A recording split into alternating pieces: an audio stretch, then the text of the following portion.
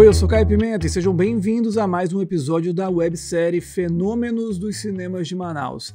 Aqui em 10 episódios a gente fala sobre importantes produções que levaram milhares de pessoas para as salas daqui da cidade. Lançado no início dos anos 90, Ghost do Outro Lado da Vida foi um marco nos cinemas amazonenses. Casais passavam horas e horas e horas na fila para assistir ao romance da Demi Moore com Patrick Swayze. Porém, nesse mesmo período, os cinemas de rua começavam a ser ameaçados por uma transformação, que foi a chegada dos shopping centers, especialmente aqui a Manaus. Para falar sobre a preservação do patrimônio histórico dos prédios públicos do centro de Manaus, a partir da ruína dos cinemas de rua da região, eu recebo o pesquisador e professor da Universidade Federal do Amazonas, Sérgio Ivan Gil Braga.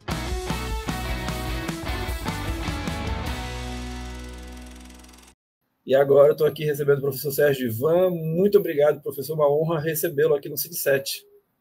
Bom, agradeço o convite, Caio, né? Você, toda a equipe do Cine7, né?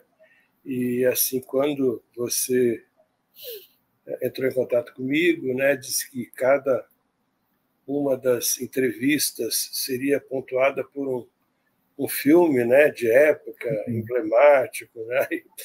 E aí, inclusive, eu até falei para você, disse, olha, eu não tive ainda essa experiência de ter assistido todo o filme, né, Ghost. E ontem, então, disse, bom, preciso ver esse filme com calma, né? Assim, até dá para entender, né, algumas décadas passadas, relativamente recentes, né, da década de 90 para cá, o sucesso que fez o filme, porque esse é um tema que eu acho que corresponde a uma inquietação, né, por parte da humanidade, não é? Quer dizer, do ponto de vista religioso, mágico, metafísico, né, científico, inclusive, né, o que vem depois, né, Exatamente. Da experiência que nós tivemos nesse mundo. Então, quer dizer, é um tema que eu acho que, não sei se posso falar, um tema clássico, né, que de uma certa maneira foi, pelo que eu assisti, né, foi ambientado assim numa relação amorosa, né, entre duas pessoas. Exatamente. Esse sentimento de perda, né, quer dizer, que todos nós em algum momento das nossas vidas já sentimos, né, sobretudo assim quando vão os nossos pais, né, para quem já tem alguma idade como eu, né. Então vamos falar aqui um pouquinho, professor, porque assim, Ghost, o senhor falou, né, já definiu muito bem o que é o filme, é uma história que atravessa gerações, que passa muitas gerações, conquista as pessoas e lotou as salas de cinema ali do centro de Manaus. Só que isso aconteceu no início dos anos 90, um filme que, segundo os estudiosos dos cinemas de rua da época, e as pesquisas também mostram nos jornais, ficou meses em cartaz, mas não vou dizer que ele foi o último filme, porque os cinemas de rua ainda duraram mais 10 anos ali, mas com a força, com aquela influência, talvez tenha sido um dos últimos, porque nos anos 90 já, assim, né, junto com a chegada de Ghost, também chega aqui em Manaus essa ideia do cinema de shopping, né? Então eu queria saber do senhor as transformações que o centro então passou ao longo desses anos 90, em que você tem a chegada dos shoppings competindo, pelo menos nessa área do cinema, né, mas que também acabam atraindo muitas pessoas mais para essas áreas, deixando às vezes o centro mais de lado. Eu queria saber quais foram as transformações sociais que o senhor observa na relação da cidade de Manaus, da sociedade com o centro, a partir da chegada dos shoppings.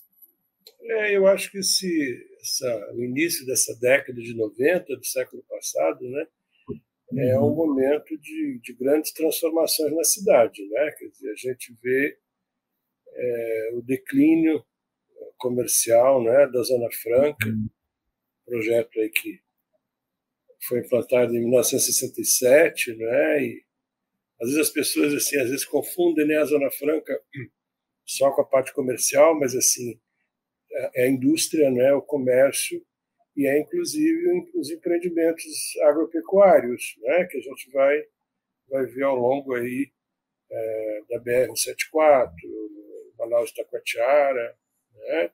Mas, assim, em relação ao comércio, quer dizer, o comércio sempre tem aquele papel de trazer as pessoas, né, para o centro, quer dizer, e a centralidade da cidade de Manaus sempre esteve muito associada ao centro, né? Hoje, centro histórico, o tombamento do centro histórico foi feito em 2010, né? Mas, assim, a discussão é uma discussão mais voltada para o valor patrimonial dos bens edificados, né, de uma cidade que tem em torno de uns 2.500 bens, né, de valor histórico, artístico, né? Se você comparar com outros centros históricos, como o de São Luís do Maranhão, você tem mais de 5.000 imóveis de interesse histórico, inclusive tombado pela Unesco, né? Então, essa consciência ela levou um certo tempo, né? A gente está falando de 1990, levou aí umas 3 décadas para que as pessoas, na verdade, começassem a despertar, né, para a importância da história, da memória de uma cidade como Manaus. Mas, assim, de fato, os shoppings acabam criando uma outra centralidade, não é? Que eu acho que não é só um fenômeno também do shopping centers, quer dizer, a cidade de Manaus também é uma cidade que cresceu muito, influenciada, né, pela própria projeto Zona Franca, né, com a criação de novos bairros, quer dizer, até, de uma certa maneira, um crescimento tanto quanto desordenado da cidade, que acabou ocupando áreas de invasão, barra ocupação, né, de áreas novas, que ao longo do tempo foram demandando infraestrutura e etc. Então, a gente, hoje, quando olha para a cidade, quer dizer, você não pensa só no centro, né, que coincide com o centro histórico, mas você pensa também em novas centralidades urbanas, né? Você olha ali, por exemplo, no Altaz Mirim, né, que leva você ali passando pelo São José, não é? Direção Jorge Teixeira. Você olha para a Cidade Nova, quer dizer, então é uma cidade que tem uma vida, eu diria que própria, nesses bairros, né? A gente até conversava um pouco, quer dizer, assim, eu não tenho muito essa experiência do cinema aqui em Manaus, né? Porque eu cheguei aqui em 1990. Uhum. E assim, mas eu tenho essa experiência do cinema no sul do Brasil, em Porto Alegre, na cidade que eu nasci. E em 90 eu vim trabalhar aqui na universidade, são 34 anos de UFAM. E o que a gente percebe? Quer dizer que os cinemas existiam em Porto Alegre nos bairros. Eu comecei, digamos assim, a frequentar o cinema, ainda criança, naquelas matinés que você ficava domingo o dia inteiro, todo assistindo 2 filmes, pipoca, bala azedinha e tudo que tinha direito, né? Mas assim, no bairro. Aí depois, quando eu, jovem já, né, passei a me interessar por um cinema mais de autor, de grandes diretores, cinema de arte. Então a gente procurava mais a área central da cidade, alguns bairros mais centrais. Por exemplo, eu lembro, eu tinha uns 18, 19, 20 anos, era concorridíssima uma sessão de cinema no Cine Bristol, à meia-noite, o cinema meia-noite. Então, quer dizer, ali você tinha a oportunidade de Visconti, né? Quer dizer, o próprio Fellini. Isso marcou muito, eu diria que essa minha geração, né? Então, é um fenômeno assim que eu acho que, não sei se é algo a lamentar, mas assim eu acho que é o peso, a secularização, né? Quer dizer que ela vai mudando as coisas, vai desacralizando, e a gente tem uma realidade hoje de um cinema. Na verdade, você tem vários cinemas, né, dentro de uma mesma área, né, de um grupo empresarial, quer dizer, etc., e que pretende, de alguma maneira, você mais especialista do que eu nessa área, agradar várias preferências de cinema, né? Quer dizer, desde cinema mais infanto-juvenil, né? Um cinema mais voltado para a realidade, né? Algo mais crítico, etc. I've hungered for your touch a long, lonely time. E, professor, eu gostaria de saber do senhor, o senhor trabalhou com patrimônio histórico, com preservação ali, contribuiu muito para a questão de pensar o centro. O senhor estava falando que a gente teve esse processo de olhar para o patrimônio histórico de Manaus tardiamente. Eu queria saber do senhor, no trabalho que o senhor nota ao redor do Brasil, ao redor do planeta, qual é o papel que a cultura ela desempenha, seja um espaço, um cinema, um teatro, um centro cultural mais amplo, ele propicia, ele proporciona para certas regiões que estão abandonadas ou que pouco se olha para essa questão do patrimônio público, o que um espaço cultural ele pode possibilitar de uma revitalização dessas áreas que muitas vezes as pessoas acham que não tem solução, que não tem caminho? Eu acho que esse é o principal desafio, né, do tombamento, né, de um centro histórico, né? Quando eu disse que é um processo, às vezes um processo bastante demorado, é porque isso implica, digamos assim, numa consciência que as pessoas, de alguma maneira, precisam ter, não é?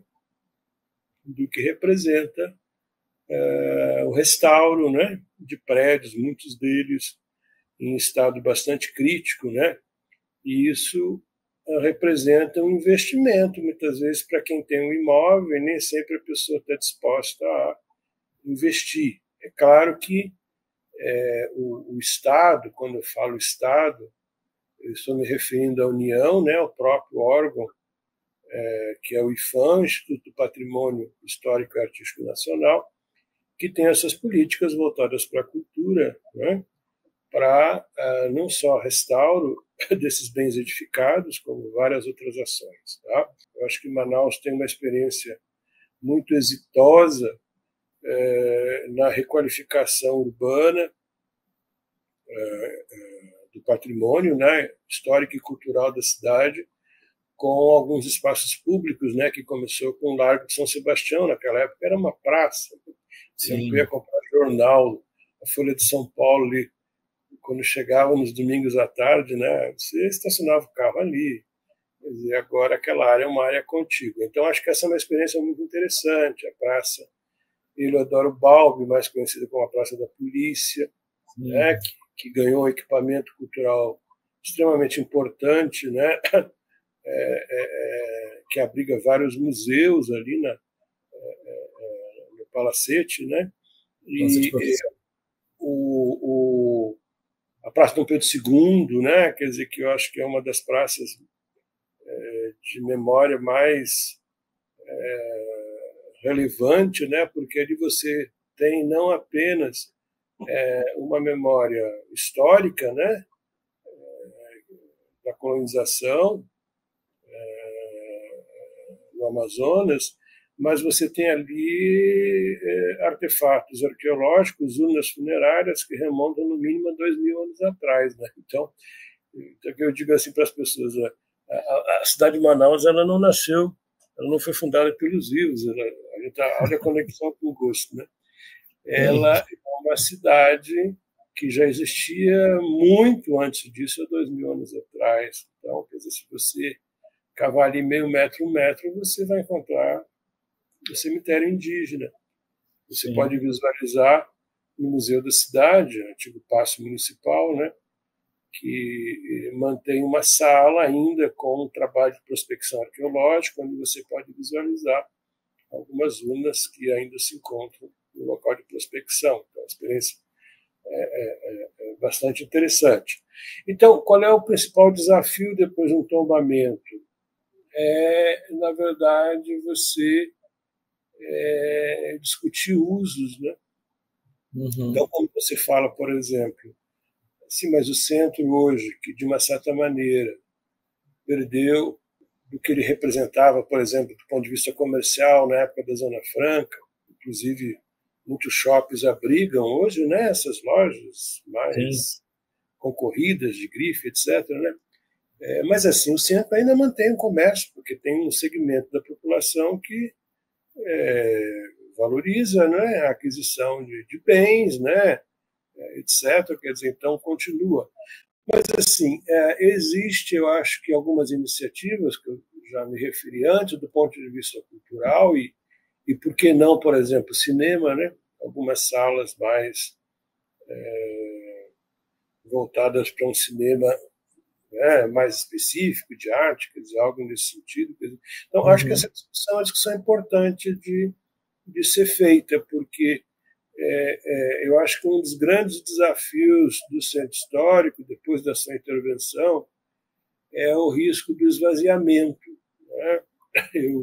Eu tive a oportunidade de, alguns anos atrás, na época que eu estava fazendo doutorado na Universidade de São Paulo, em antropologia, e eu ainda não tinha, conhecia Ouro Preto, né? Mas assim, não conhecia outras cidades históricas mineiras.